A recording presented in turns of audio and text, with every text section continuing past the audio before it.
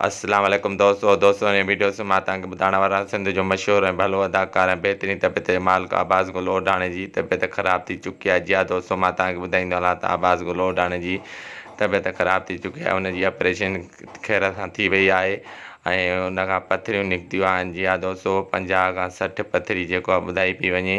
जी हा दोस्तों, मां तव्हांखे ॿुधाईंदो हलां त सिंध जो मशहूरु अदाकार अब्बास गुल ओढाणे जी खैर सां ऑपरेशन थी चुकी आहे ऐं हुन खां पथरियूं निकितियूं आहिनि। 50 खां 60 ताईं ॿुधाई पियूं वञनि त खैर सां ऑपरेशन थी वई आहे। सिंध जो भलो अदाकार ऐं बहितरीन तबियत जो मालिक अब्बास गुल ओढाणे जी खैर सां ऑपरेशन मां तव्हांखे ॿुधाईंदो हलां त थी चुकी आहे ऐं दुआ जी अपील आहे सभिनी दोस्तनि खे त अब्बास गुल ओढाणे तबियत सही थी वञे ऐं पंहिंजी सिहताब थी वञे। जी हा दोस्तों, मां तव्हांखे ॿुधाईंदो हलां त अब्बास गुल ओढाणो सिंध जो मशहूरु ऐं भलो अदाकार बहितरीन तबियत जो मालिक आहे। अब्बास गुल ओढाणे जी तबियत हिन वक़्तु ख़राबु आहे ऐं दुआ जी अपील आहे सभिनी दोस्तनि खे त अब्बास गुल ओढाणे लाइ दुआ कनि ऐं हुनजी तबियत तमामु जल्द ठीकु थी वञे। दोस्तों, उमेदु कयां थो हीअ वीडियो तव्हांखे ज़रूरु पसंदि आयो हूंदो। वधीक वीडियो ॾिसण लाइ असांजे यूट्यूब चैनल खे ज़रूरु सब्सक्राइब कंदा।